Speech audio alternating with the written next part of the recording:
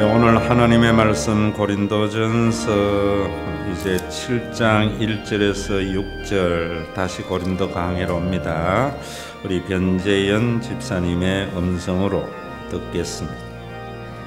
너희가 쓴 문제에 대하여 말하면 남자가 여자를 가까이 아니함이 좋으나 음행을 피하기 위하여 남자마다 자기 아내를 두고 여자마다 자기 남편을 두라. 남편은 그 아내에 대한 의무를 다하고 아내도 그 남편에게 그렇게 할지라. 아내는 자기 몸을 주장하지 못하고 오직 그 남편이 하며 남편도 그와 같이 자기 몸을 주장하지 못하고 오직 그 아내가 하나니 서로 분방하지 말라. 다만 기도한 틈을 얻기 위하여 합의상 얼마 동안은 하되 다시 합하라. 이는 너희가 절제 못함으로 말미암아 사탄이 너희를 시험하지 못하게 하려 함이라. 그러나 내가 이 말을 함은 허락이요 명령은 아니니라. 아멘. 우리는 진리를 믿는 사람들입니다. 그 진리가 성경임을 믿는 사람들입니다. 성경이 진리가 되고 설교가 진리가 되려면은 첫째는 보편성이 있어야 됩니다. 여러분들에게만 아멘이 되면은 진리가 아닙니다. 믿지 않는 사람도 아멘이 되어져야 됩니다. 또한 진리는 하나님의 나라, 우리의 삶을 구원으로 이끄는 겁니다. 그렇기 때문에 그 성경 말씀에, 설교 말씀에 순종을 하면은 내가 구원을 얻고 교회가 하나님의 나라가 이루어져야만이 그것이 진리입니다. 그런데 오늘날 우리가 성경 말씀대로 열심히 산다는 사람이나 설교 말씀에 순종하는 사람들 보면은 하나님의 나라를 경험하지 못하고 그저 종교적인 열심으로 인하여 자신을 스스로 학대하며 삶이 파괴되는 일도 일어납니다. 분명히 진리를 따르면은 가정이 잘 세워져야 되는데 오히려 믿는 문제 때문에 가정이 파괴가 온다면은 그거는 진리를 잘못 이해한 겁니다. 성경 말씀은 진리인데 왜 그런 일들이 일어나는가? 설교를 문자적으로 해서 그래요. 믿는 걸 문자적으로 믿기 때문입니다. 그래서 여러분들이 성경을 읽을 때에 정말 조심해야 되는 것이 문자주의입니다. 왜곡이 일어납니다. 여러분들이 사람이 어떤 말을 할 때에는 그 말하는 의도라든지 상황이 있습니다. 그런데 그 의도와 상황을 이해하지 못하고 그 말만 받으면은 그 사람의 말에 왜곡이 일어나잖아요. 그거하고 똑같습니다. 그런 사람을 말귀를 못 알아듣는 사람이다 이러잖아요. 하나님의 말귀를 못 알아들으면은 성경을 문자적으로 이해를 해서 오늘 본문도 이렇게 말합니다. 남자가 여자를 가까이 안 하는 것이 좋다. 원문을 직역하면은 남자가 여자를 만지지 않는 것이 좋다. 이런 말입니다. 그러면서 음행을 피하기 위해서 남자마다 아내를 두고 또 아내는 남자를 줘라. 그리고 남자는 아내에 대해서 자기 의무를 다하고 아내도 의무를 다하라 라고 말을 한다고. 그리고 남자는 자기 몸을 자기가 주장하지 않고 아내가 하는 거다. 아내의 몸은 남편이 주장하는 것이다 라고 말을 한다고요. 그러면서 분방하지 말라. 다만 기도할 틈을 얻기 위해서는 분방을 하는데 다시 합하라. 이런 건 줄 알아요. 여러분들이 남자가 여자를 만지지 아니하면은 그런 사회에 하나님의 나라가 이루어집니까? 그래서 남녀 7세 부동석이라고 그러고 또 남편이 아내에 대해서 의무를 다하면 하나님의 나라가 이루어집니까? 이 말씀이 기도하기 위해서는 분방을 해도 된다는 그런 말씀인가? 바로 문자주의입니다. 이 말씀이 이렇게 선포될 때에는 이 말씀을 선포하는 상황이 있습니다. 그 상황이 뭐냐면 고린도 교회에 제가 말씀을 드린 대로 고린도 교회는 게바파, 아볼로파, 그리스도파, 바울파가 있습니다. 주로 게바파는 금욕주의자들입니다. 오늘 여기에 남자가 여자를 가까이 아니함이 좋다라는 말은 개바파들이 평소에 하는 일들입니다. 말들입니다. 이런 금욕주의자들의 말에 대해서 뭐라고 하는가 하면은 일단은 그 말을 받아줍니다. 너희가 말하는 대로 남자는 여자를 만지지 않는 것이 좋다. 이런 것은 뭐냐면 금욕주의자들이 우리 한국 교회에도 초창기에 이런 적극적 경건주의자들이 참 많았어요. 사실은 소극적 경건주의인데 예수를 믿으면은 부부 관계를 해서도 안 되고 또 남학생 여학생들이 몰려다니면 큰일 나는 줄 알고 그래서 철저히 분리하는 이런 일들. 그리고 또 이런 말씀을 가지고 아내들이 또 종교적인 열심이 강한 사람은 날마다 기도원에 올라가면서 남편이 가정을 좀 돌봐, 기도도 좋지만 이러면은 성경에 기도하기 위해서는 분방해도 좋다고 하지 않았느냐고 하면서 싸움과 분쟁의 원인이 되는 것은 이 말씀이 고린도 교회의 금욕주의자들에게 하나님의 진리의 말씀을 통해서 바르게 하려고 한다는 사실을 모르기 때문입니다. 오늘 이런 내용에 대해서 먼저 뭐라는가 하면은 그 금욕주의자들의 말을 인정하고 받아들이는 것은 그 말이 옳다는 말이 아니에요. 너희들의 마음으로 하나님 앞에 올바로 살려고 하는 것은 내가 이해한다. 또 그렇게 하는 것이 신앙에 유익된 측면도 있다라고 말을 해요. 그러면서도 그 뒤에 이제 결혼의 원칙에 대해서 말을 하고 있거든요. 이 결혼의 원칙을 이야기할 때에도 단순히 음행을 피하기 위해서 결혼을 하는 것인가? 그런 것이 아니라 이 말이에요. 이 말씀의 참 뜻은 뭐냐면은 우리 인간관계에 있어서 가장 중요한 것이 뭐냐 하는 거예요. 하나님의 나라는 여러분들이 철저히 금욕적이고 절제의 삶을 사는 것에 있는 것도 아니고요. 또 에피큐리안과 같이 자기 마음대로 하는 열광주의적 삶, 쾌락주의에 있는 것도 아니고요. 또 종교생활이라는 것은 하라 하지 말라 하는 이런 금욕적인 거나 종교적인 규례에 있는 것이 아니고 인간관계에 있다는 걸 말해요. 지금 금욕주의나 이런 것들은 고린도 교회가 인간관계 속에 있는 하나님의 나라를 알지 못하기 때문이다. 이런 말입니다. 그래서 예수님께서 하시는 말씀이 그러잖아요. 하나님의 나라는 너희 안에 있다. 그 너희 안이라는 것은 인간관계 속에 있다. 여러분들이 예수를 믿는 이유, 설교를 들어야 하는 이유, 교회에 다녀야 하는 이유는 좋은 인간관계를 통해서 천국을 경험하도록. 교회가 세상을 향하여 선교하고 전도해야 하는 이유는 세상을 향하여 그리스도 안에서의 인간관계가 어떤 것인 것을 알게 해서 분쟁하고 다툼하며 공멸해가는 세상을 구원하려고 전도하는 거예요. 말씀은 그런 것을 말씀을 전하는 거예요. 그러면 이 좋은 인간관계라는 것은 여러분들이 지금 우리 한국 교회는 보면은 부자가 천국인 줄 알고 모두 다 부자 되려고 예수를 믿어요. 그렇지 않습니다, 여러분. 그리고 또 좋은 인간관계라는 것은 깡패들과 같이 의리가 있는 관계가 아니에요. 그건 깡패예요.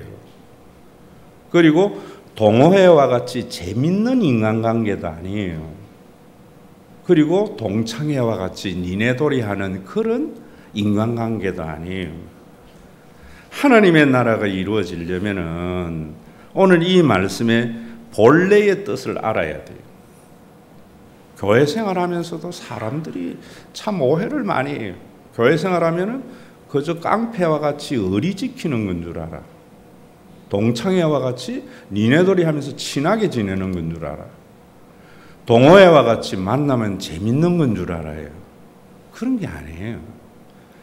그런 거 가지고 이 세상을 구원하지 못해요. 우리나라를 고치지 못해요.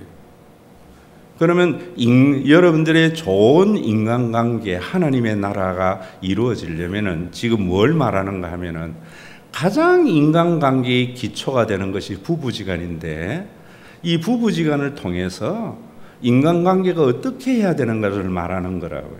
그 인간관계에 잘 하려면은 사람의 인간관계에는 항상 권리와 의무가 있습니다.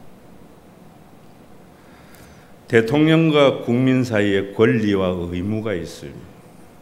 회사의 경영자와 노동자 사이에도 권리와 의무가 있어요. 가정의 부모와 자식 간에도 권리와 의무가 있어요. 부부지간에도 권리와 의무가 있습니다. 교회에서도 목사와 교인 사이에 권리와 의무가 있어요. 교인과 교인 사이에 권리와 의무가 있어요. 전부 관계의 바탕은 어디에서 나오는가 하면 이 권리와 의무를 잘 모르는 데에서부터, 잘 실행이 되지 않는 데에서 다툼이 일어나고 분쟁이 일어나는 겁니다. 우리나라의 지금 노사의 문제라든지 많은 정치적인 갈등이라든지 교회의 갈등은 인간 사이에 서로 간의 권리와 의무를 잘못 알기 때문이에요. 그래서 그 뒤에 뭐라고 이야기하는가 하면 남편은 그 아내에 대한 의무를 다하고, 의무라고 이야기를 하는데 이 말은 빚을 다하라 이 말입니다. 내가 결혼을 하는 것은 남자는 아내에 대해서 빚지는 거예요. 남편은 아내에 대해서 빚을 지는 거예요. 그 빚이 의무라는 말 아닙니까? 그럼 이 말씀, 의무를 다하라 이 말씀은 무슨 말이냐면은, 또 남편은 자기 몸을 자기가 주장하지 아니고 아내가 주장한다, 빚 갚는다 이런 말이거든요. 이런 말은 뭐냐면은 인간관계에 있어서 항상 자기의 권리를 주장하지 말고 의무를 생각하라는 거예요. 상대방에 대해서는 의무를 요구하는 것이 아니라 그 권리를 보장하라는 거예요. 우리 사회가 지금 이게 안 되기 때문에, 이것을 잘 조정하지 못하기 때문에 분쟁이 일어나고 엉망진창이다 이 말입니다. 여러분들이 예수를 믿고 정말 하나님의 나라를 경험하는 복된 삶을 살려면은, 구원을 얻으려면은 여러분들이 누구를 만나든지 자기의 권리를 주장하지 아니하고 의무를 생각할 때입니다. 상대방의 권리를 존중해 주려고 할 때에 하나님의 나라가 이루어지는 겁니다. 오늘 여러분 왜 교회에 왔어요? 교회에 온 건 안 오면 하나님께 혼난다고 아니에요. 이 말씀을 들으려고. 한번 여러분들 스스로 생각해 보세요.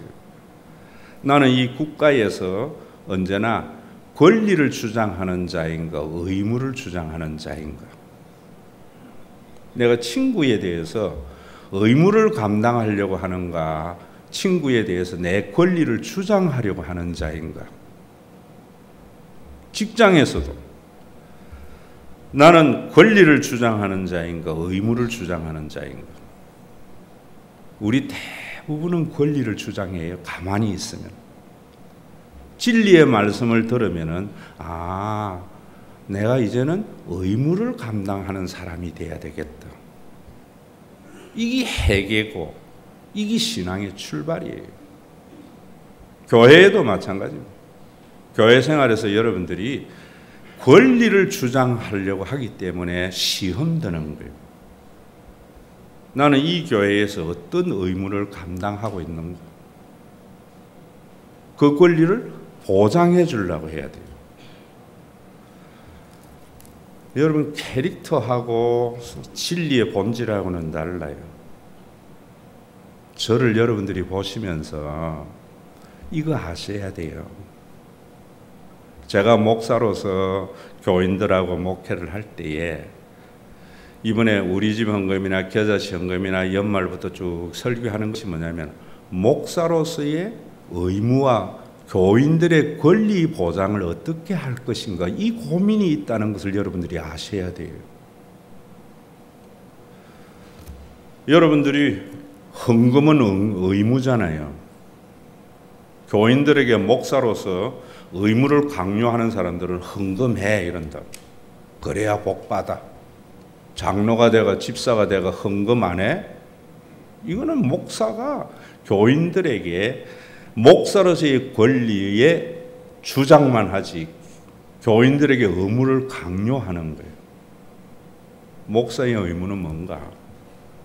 교인들이 헌금한 걸 가지고 교인들을 어떻게 하면 행복해 하게 할까? 교인들의 권리를 보장해 줄까? 이 고민이에요. 제가 목사가 돼서 오늘날까지 목회를 해오면서 제 모든 목회 철학의 기초는 그것에 있는 거예요. 그래서 여러분들에게 제가 그런 이야기 하잖아요. 여러분들이 11조 헌금 다 하면 그 의무잖아요. 우리 집 헌금 하면은 그 11조를 가지고 모든 성도들이 풍요로운 문화적인 삶을 살도록. 그래서 구인성 스타렉스나 카니발도 해놔놓고, 그리고 여러분들이 어떻게 하면은 수련회 같은 데에도 안락하고 좋은 데 가서 살도록, 이런 것을 여러분들의 권리를 어떻게 하면은 보장해 줄까? 그것도 가난한 사람은 모든 사람의 권리를, 누군가의 권리가 아니고요. 그러면서 제가 여러분들에게 우리 교회 다니면서 제가 11조 헌금 안 하는 사람 뭐라 하지도 안 하고, 누가 11조 하는가 안 하는가 보지도 안 하고. 왜? 의무를 강요하는 목사가 되기 싫거든요. 여러분들이 웃으면서 하는 이야기지만 이런 목사 대한민국에 몇 명 없어요. 여러분들 부부지간에도 보세요. 전부 상대방에 대해서 자기 권리만 주장하고 의무를 생각하지 않기 때문에 싸우는 거예요. 노사의 관계의 대립이 뭐예요? 회사의 경영은 경영자예요. 그 경영자가 경영을 잘 할 수 있도록 노동자는 의무를 생각해야 되고, 경영자는 노동자의 권리, 권익과 권리를 보장해 주려고 그 고민을 하고 이래야 되는데, 내가 이 회사에 일했기 때문에 이만큼 받아야 돼. 권리 주장을. 경영자는 뭐 네가 한 게 뭐 있어? 내 돈 가지고 한 건데 이익 더 남겨야 돼. 이 충돌이에요. 정치적인 충돌도 여러분들이 성경을 보면은 이런 판단과 분별을 여기 생겨요. 야당 시절에는 뭘 이야기하는 거면 대통령과 집권당에게 의무를 요구해요. 그들이 정치를 잘할 수 있도록 권리를 보장해 주지 않아요. 그랬다가 자기가 여당이 딱 되고 대통령이 되면은 그 다음부터 뭐 하는가? 대통령으로서, 여당으로서, 집권당으로서의 프리미엄 권리만 주장한다고. 내가 이 권력을 가지고 우리가 집권해서 어떻게 하면은 야당 시절에 주장했던 그 의무를 잘 감당해서 모든 국민을 행복하게 할까? 이거 보지 못하면은 이 성경 헛것반 거예요. 얼마나 많은 문자주의가 왜곡을 일으켜요. 그저 신앙생활 열심히 하라는 것 해가지고 기도원에 뭐 보따리 싸들고 가서 당신 사업 잘 되는 게 누구 때문인 줄 알아? 내가 맨날 기도원에 가서 기도하기 때문에 당신 사업 잘 되고 당신 직장 승진하는 거야. 그거는 사기꾼인 부흥사들이 여러분들을 문자주의로 왜곡해. 그래서 남편이 인정 못하니까, 또 믿음이 있으면 인정은 되지만은 성경에 말했잖아. 기도하기 위해서 분방을 하라고 했잖아. 장로가 되가 집사가 되가 그것도 이해 못해? 이런 말이 아니에요. 의무를 감당하는 거예요. 여러분들이 사단은 우리에게 무엇을 요구하는가 하면 네 권리 주장하라는 거예요. 성령은 우리에게 의무를 감당하라는 거예요.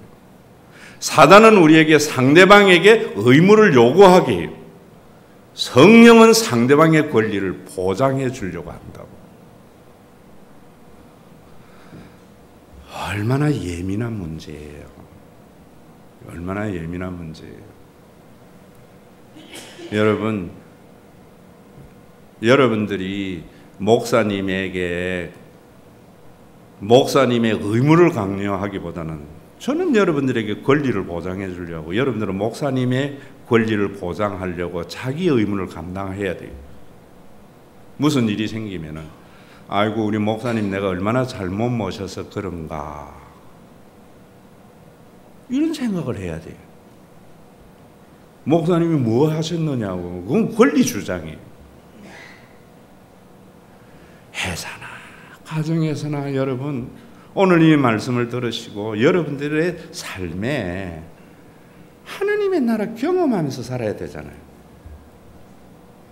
교회가 곳곳에 서서 이제 여야가 서로 권리 주장하고 서로 상대방에게 의무를 강요해서 부딪히는 이 현상을 우리가 하나 되게 하는 아름다운 역사가 있어야 되지 않겠어요? 여러분들 여기에 기업하시는 분이 있으면은 종업원들 교회에 모시고 오세요. 왜? 복 받으려고 안 해요. 그래야 기독교 기업이라는 게 이런 거예요.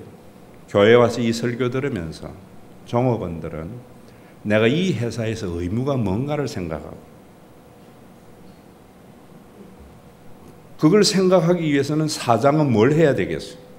내가 이 종업원에 대한 권리를 어떻게 보장해 줄까? 그거로 뭉쳐야 되겠죠. 그러기 위해서 데리고 와야 되는 거예요. 여러분들이 만약에 여기에 직원이라면, 회사의 직원이라면 사장님 모시고 오세요. 왜 모시고 와야 될까요? 그래야 그 사장님이 직원들에게 의무를 강요하지 않고 권리를 보장해 주려고 하고 자신의 의무를 감당하려고 해야 돼요. 저는 대통령의 집권 여당도 좀 여기 왔으면 싶고 야당도 왔으면 싶은데 안 와요. 왜? 표가 그리 안 많거든. 진리인데도 표 있는 데 간다고. 그들만 그렇습니까? 교인들은 안 그래요? 어디에 가면 이익이 되는가? 내 체면 세우는가? 왜 예수 믿어요? 좋은 내가 가는 곳마다 인간관계에 아름다움이 일어나려면은 깡패의 의리도 아니고요. 동창회의 여러분 친밀도 아니고 동호회의 재미도 아니에요. 여기 교회 와서 여러분들이 관계되는 모든 인간관계 속에서 그 권리와 의무가 적정하게 사용되어져서 하나님의 나라가 이루어지고 공동체의 번영이 일어나도록. 그런데 이 말씀을 여러분들이 한 가지 아셔야 되는 것이, 거기에 보면 1절에 보면 이렇게 말해요. 내가 너희가 쓴 문제에 대하여. 왜 이런 말을 하는가 하면은 고린도전서 고린도후서만 있는 것이 아니라 바울과 고린도 교회 사이에는 5번의 편지가 오갔어요. 고린도전서는 2번째 편지예요. 첫 번째 편지에 고린도 교회가 금욕주의와 이 쾌락주의와 열광주의 이런 여러 가지 신앙적 색깔의 차이로 파벌이 생겼거든요. 그래서 이 사람들은 이런 관계에 있어서 오해가 많이 일어난 거예요. 금욕주의자들은 여자를 만져도 안 된다 그러고, 이 쾌락주의자들은 계모를 험하고도 구원받은 증거라고 하고, 전부 신학적인 문을 가지고 이야기를 하고 있는 거예요. 그럴 때에 바울에게 물어보자 이랬던 거예요. 여러분들이 신앙생활을 할 때에 신학의 문제, 신앙의 문제는 목사님에게 물어야 돼요. 장로님이나 권사님에게 묻는 게 아니에요. 신학의 문제는. 그래야 문제가 해결이 되어져요. 이 문제 많았던 고린도 교회가 그래도 교회로 유지될 수 있었던 것은 신학적 문제는 바울에게 편지 써서 물었거든요. 그래서 이거 가르쳐 준 거예요. 또 이런 것도 알지도 못하고 교회의 모든 문제를 목사님에게 물어봐요. 모든 문제가 아니에요. 신학의 문제, 설교의 문제는 저한테 물어봐야 돼요. 목사님, 마리아 성교회와 한나 성교회를 몇 세로 나눌까요? 그거는 여러분들이 의논하면 돼요. 그건 진리가 아니에요. 신학의 문제가 아니에요.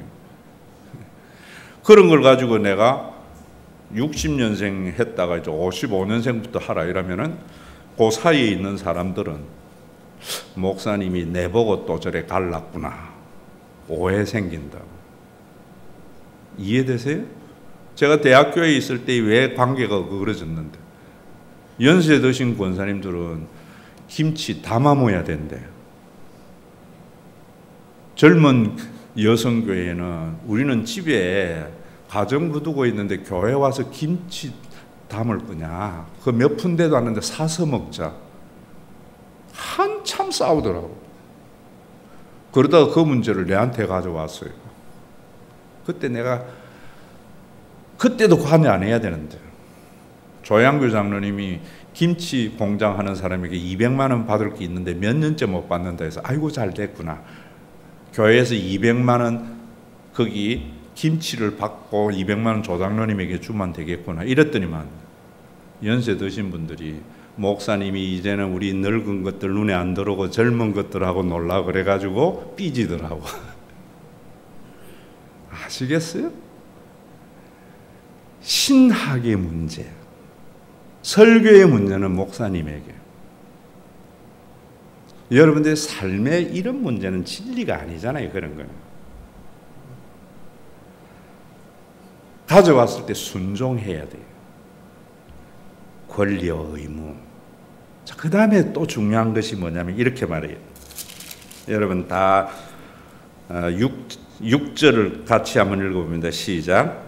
서로 분방하지 말라. 다만 기도할 틈을 얻기 위하여 합의상을 얼마 동안 하되 다시 합하라. 이는 너희가 절제 못함으로 말미암아 사단이 너희를 시험하지 못하게 하려 함이라. 여기에 서로 분방하지 말라는 말은 무슨 말이냐면은 서로 상대방의 권리를 빼앗지 말라 이런 말이에요. 그리고 그 다음에 6절 다 같이 우리 크게 읽습니다. 시작. 그러나 내가 이 말을 하면 허락이요 명령은 아니니라. 목사님 이게 무슨 그렇게 진리입니까? 굉장한 진리예요. 여기 앞에서 서로 권리를 빼앗지 말라. 기도할 틈을 얻기 위해서는 분방을 허락한다. 이것을 가지고 하나의 원칙으로 명령이라 보면은 앞에서 내가 이야기한 대로 나 은혜 받고 당신 사업 잘 되라고 기도원 가는데 집구석은 이 모양을 놔두고 기도원만 쫓아다니 이런 소리 하지 마. 성경에 있잖아. 명령으로. 이런 것은 명령으로 받는 거예요. 이건 명령이 아니고 허락이요. 허락이라는 말은 양보라는 말이에요. 내가 양보한다 원칙에서 이런 말인데 가장 쉬운 예로 여러분들이 들으면은 결혼의 문제에서 이혼의 문제를 말하는 거예요. 신명기 24장에 보면 이렇게 말해요. 서로가 결혼을 하는데 여자에게 수치스러운 일이 있으면은 이혼 정서를 주고 이혼을 해라. 내쫓아라. 이렇게 말해요. 그런데 유대교에서 탈무드 같은 데에는 수치스러운 일을 가지고 학대해서 해요. 어떻게 해석하는가 하면은 여자가 밥을 하다가 밥을 태워도 이혼해도 된다. 여자가 큰 소리 쳐도 이혼해도 된다. 이래가지고 예수님 당시에 수치스러운 일을 가지고 학대 해석을 해가지고 많은 사람들이, 유대인들이 이혼의 빌미로 삼은 거예요. 그럴 때 마태복음 19장에서는 예수님이 뭐라는가 하면, 하나님이 짝지어 주신 것을 사람이 나누지 못할지니라 라고 말을 해요. 원칙으로 다시 돌아가면서 모세가 말하기를 수치스러운 일이 있으면은 이혼 정서를 써주고 그 여자를 내어 버리라고 이야기한 것은 명령이 아니고 양보다 허락이다, 이런 말이에요. 부득이한 경우에 예외 규정이 있다. 이거 없으면 종교 원리주의자가 돼야죠. 자, 오늘 설교를 들으면서도 여러분들이 그렇지, 인간관계는 상대방에게는 권리를 보장해 줘야 되고 나는 의무를 생각해야 돼. 이제 이 하나의 원칙과 진리를 깨달았어요. 깨달아가지고 이제 가서 살다 보면은 이 말씀이 생각나요. 서로 부부지간에 살다가 회사에서 또 무슨 일이 있으면 이 문제를 가지고 상대방에게 의무 생각하고 내 권리를 좀 생각해. 이 원칙주의자예요. 여러분이 이 말씀 잘 이해해야 돼요. 성경에는 언제나 하나님이 짝지어 주신 것을 사람이 나누지 못하는데 엄행한 영고 같이 살면 더 힘들 때에 하나님께서는 자기의 원칙을 양보하세요. 교회에 여러분들이 해교라든지 기독교, 우리 한국에도 원리주의가 너무 많아요. 어쨌든 간에 주일 성수는 해야 돼요. 그래서 몸이 아파도 휠체어 타고 병원 베드 타고 오면 역시 우리 장로는 틀려, 우리 권사는 틀려. 뭐가 없는가 하면 하나님이 양보하신 것이 없어요. 여러분들이 우리 교회에 신앙생활 하면서 참 편한 것은 제가 원칙은 있지만은 양보가 있거든요. 또 이 양보가 없으면 뼈와 뼈끼리 부딪혀요. 우리 사회가 이 양보가 없는 거예요. 예외 규정이 없는 거예요. 연골이 없는 거예요. 그래서 모든 것에서 종교의 진리의 잣대, 규리정을 가지고 갖다 대버려요. 하나님의 마음은 원칙을 주지만은 항상 예외적인 양보를 가져와요. 우리 교회에 여러분 이런 거 보세요. 오늘 요나단 선교회가 다음 주에 눈썰매 간다. 그러면은 요나단 선교회만 가야 된다 라고 말을 하면은 원칙이에요. 저는 그래서 뭐라 했는가 하면은 요나단 선교회만 가냐, 그러면 다른 선교회에 어린 아이들을 데리고 있는 사람이, 목사님 그래서 생년월일을 안 연 겁니다. 요나단 선교회의 주관인데 나이가 어린 자녀를 둔 사람 누구나 갈 수 있다. 얼마나 아름다운 거예요. 설교를 들었기 때문에 있는 일들이에요. 우리 교회에 목회하면서 여러분들이 이런 변화가 있는 거예요. 유연성요. 유연성.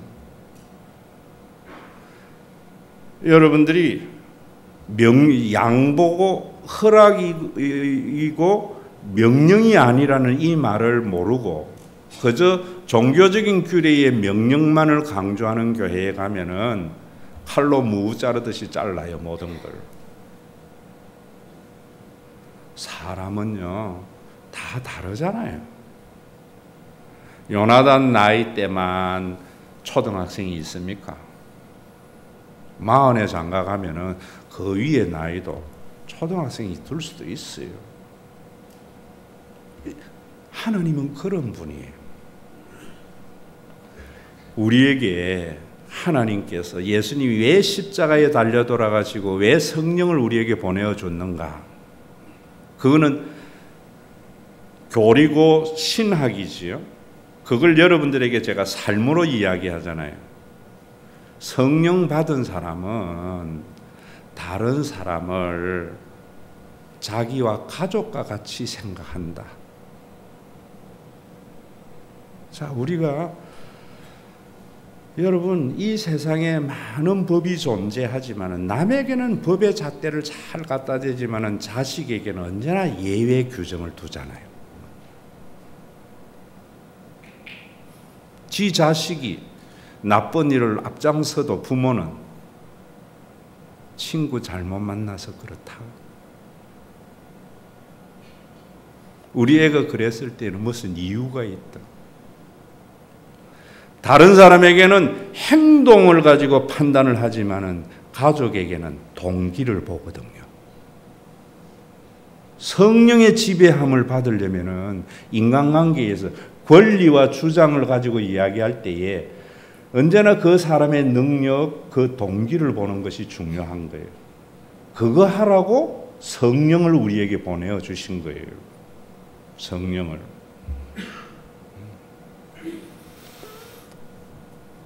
여러분들이 우리 교회에 다니면서 자부심을 가지고 정말 이 일에 동참하라고 내가 내 이야기 하는 거예요. 내 잘났다고 하는 게 아니고. 저도 굉장히 독선적이고 이런데 예수를 믿으면서 제가 유연해지고 이런 것은 뭐냐면은 예수를 믿는 것을 입으로 예수님을 영접했다든지 세례를 받았든지 교회 간 거로 보지 않고 저는 뭔가 하면은 성령을 영접하는 것을 타인을 가족으로 여긴다고 생각하는 거예요. 설교나 목회나 신앙생활을 30년 하니까 목회를 하면서도 교인의 권리를 먼저 생각해요. 목사로서의 의무를 먼저 생각해요. 어떻게 하면 교인들의 권리를 보장해 줄까? 여러분 개인이 아니고 전체의 권리를. 이번에도 이 겨울 방학이 떡 되니까 저는 사실은 부교육자 시절에 담임으로부터 배려를 받은 게 거의 없어요. 맨날 여기 입술은 터져 있었고요. 그런데 어떤 생각이 드는가 하면은 우리 교회 부교육자들이 애들이 어린데 겨울에는 공식적인 휴가가 없잖아요. 그래서 재정은 약하니까 휴가라도 줘야 되겠다. 부교육자들이 왜 신방 안 해? 이거 안 해? 제가 그런 소리 한마디도 안 해요. 그건 자기의 의무는 자기가 알아서 해야 할 거고 나는 담임으로서 그들의 권리를 보장해 주는 것에 머리가 있죠. 그러니까 부교육자 못 안 하고 뭐 안 해 안 하고 방학이 됐는데 휴가를 보내줘야 되겠다. 그래서 휴가를 다 내가 그랬어요. 처음에 교회 재정이 넉넉하지 못해서 넉넉하지 못하면 여러분들 전부 다 편하게 해주려고요. 여러분들이 조금 희생을 하는데 내가 해줄 수 있는 것은 휴가다. 일주일씩 다 휴가를 짜서 가져왔더라고. 지난주부터 가는데 또 내 마음에 그래도 차비라도 좀 보내줘야지 해서 또 봉투 넣어가지고 하나씩 주는 거예요.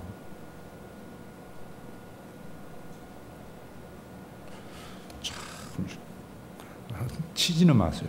박수 칠 일이에요. 내가 이러듯이 여러분들도 장로는 장로로서, 권사는 권사로서, 집사는 집사로서 자기 의무를 생각하고 타인의 권리를 보장해 주려고 해야 되고요. 예수 믿는 정치가, 예수 믿는 기업인, 예수 믿는 노조가 뭐 하는 건데요? 노조가 왜 필요한가? 우리 노조가 어떻게 하면 이 회사에 의한 의무를 감당할까? 이 고민으로 가득 차 있어야지. 어떻게 하면 내가 이 회사에서 권리를 보장할까? 전부 사탄적인 노조만 있는 거죠. 그러니까 기업 망하고 나라 망하는 거예요. 이 문제 어떻게 해야 되겠어? 우리 교회 데리고 와야지 뭐. 아니면 팟빵이라도 듣게 해야지. 데리고 오라는 건 또 우리가 너무 이기적이니까. 오늘도 여러분, 하나님의 나라는요, 좋은 인간관계 속에 있는 거예요. 그 좋은 인간관계라는 것은 깡패와 같이 의리 지키는 것도 아니고요. 동창회와 같이 니네돌이하고 친밀한 것도 아니고요. 동호회와 같이 재밌는 것도 아니고, 인간관계에서 권리와 의무를 잘 사용하는 거예요. 그럴 때에도 여러분들에게 제가 말씀을 드리지만은, 여기에 허락이요 명령이 아니라는 말은 이런 말이에요. 모두에게 이 원칙 갖다 붙이면 안 돼요. 어떤 사람은 이 설교 들어도 자기 의무보다는 권리를 주장하는 사람이 있어요. 그럴 때에 목사님이 설교했는데 그렇다 이러면은 명령으로 받은 사람이에요. 양보로 받으면 어떻게 생각하는가 하면은 신앙이 어리구나.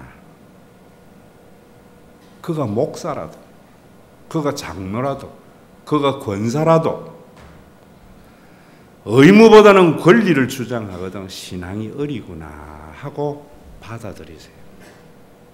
가정에도 보세요. 어린 자녀일수록 자기의 권리만 주장하고 의무는 생각 안 해요. 여러분들 중고등학교 다니는 아이들이 지 의무, 가정을 위해서 공부를 해야 되는 의무보다 뭐예요? 권리만, 노는 권리. 부모는 나에게 낳았기 때문에 메이커 옷 사주는 권리, 의무. 그러다 커지면 뭐 하는가 하면은 내가 이 가정에 내 의무가 뭔가. 그때 가정이 든든히 서가잖아요. 응? 그때 가정이 든든히 서가잖아요. 제가 애들 키워보니까 그러더라. 어릴 때에는 지 권리 주장만 해요. 그러니까 참 힘들어요, 제가. 이제 다 커서 막내까지 직장생활 다 하니까 이제 지 의무를 생각하더라고. 내가 걱정해서 아빠 이제 우리가 아빠 걱정해야지. 아빠가 우리를 걱정할 거 없어. 이번에도 어디 가는데 500불 가져왔더라고. 이해되세요, 여러분? 우리나라가 지금 이렇게 노사관계나 모든 정치가 시끄러운 것은 민도가 낮기 때문에, 어리기 때문이에요. 그래서 우리나라는 안 돼. 조센증 조지라 했어. 이거는 일본 식민지가 우리 속에 잡아놓은 잘못된 생각이에요. 우리나라가 아직 어리구나. 참고 기다리자. 서로 탓하기보다 이 마음이 필요한 거지. 서로 상대방에 대해 손가락질하고 여당 야당 손가락질하는 것은 볼 때 아직 우리가 어리구나. 명령이 아니고 양보라고 보면은 뭔가 하면 좀 기다려보자. 어떻게 기다려야 돼요? 말씀 보면서. 말씀 보면서. 우리 교회가 이제는 참 많이 성숙된 것 같아요. 참 여러분들 가운데 의무를 생각하는 사람이 하나 둘 늘어나는 걸 보면서 저는요 희망을 가지는 거예요. 여러분들이 저를 보면서 설교를 들으면서 그 관점에서 안 들어보면 큰 은혜 되어져요. 모르는 것 같아서 내가 내 이야기를 나쁘끄럽게 하는 거예요. 제가 교인들 모두를 행복하게 하려고 하는 건 여러분들이 교회의 출석의 의무, 헌금의 의무를 감당했기 때문에 그 권리를 내가 어떻게 보장해 줄까? 이게 목사의 의무예요. 그런데 목사가 돼가지고 목사의 권리, 가르치는 권리가 있잖아요. 그 가르침의 권리를 가지고 의무를 보장해 요구해요. 집사가 돼가 주일 성수해야죠. 집사가 돼가 11조도 안 해? 그게 무슨 집사야? 목사의 권리만 주장하는 거예요. 제가 그 소리 12년 동안 입 밖에 한 번도 낸 적이 없어요. 왜? 나는 예수를 믿는 사람이거든요. 못하는 그 사람도 내 가족으로 보거든요. 자식으로 보거든요. 언젠가는 하겠지. 오늘도 여러분 정말 여러분들이 어디에서 누구하고 관계를 맺더라도 자신의 의무를 잘 감당하려고 관계를 가지시고 상대방의 권리를 존중해 주려고 하는 성령의 충만함을 가지시고 그래서 우리가 사랑 안에서 함께 이 어려운 세상을 살아가는 그런 복된 신앙생활하는 저와 여러분들이 되기를 주의 이름으로 축원합니다. 우리 한민족은 국가에 대해서 의무만을 생각하고 권리를 주장하지 않는 백성입니다. 우리 한국교회 교인들은 권리를 주장하기보다 의무를 감당하기 위해서 헌금을 드리는 교인들이 참 많습니다. 이 나라의 정치가들과 경제인들, 이 나라의 목사님들과 장로님들은 백성의 권리를 보장해 주려고 하고 교인의 권리를 보장해 주려고 하고 백성과 교인은 자신의 의무를 감당하려고 해서 나라의 번영과 교회의 번영을 통하여 무화과 나무 아래서 안연히 거하였던 솔로몬 시대가 도래되는 진리만이 운행하는 교회가 되게 하여 주시고 교회가 세상 속의 한 집단이 아니라 세상에 들어가서 세상을 변화시키는 소금이 되는 한국교회가 될 수 있도록 오늘도 진리의 말씀이 올바로 선포되어지게 하여 주시옵소서. 오늘도 드린 이 의무감으로 드린 이 예물을 교인의 권리를 보장하는 데에 잘 사용될 수 있도록 주님 우리에게 지혜를 더하여 주시옵소서. 예수님의 이름으로 기도드리옵나이다. 자신의 권리만을 주장하며 분쟁과 다툼과 공멸의 세상 속에 의무를 생각하는 관계가 되도록 십자가에서 하나님이 아버지 되신 것,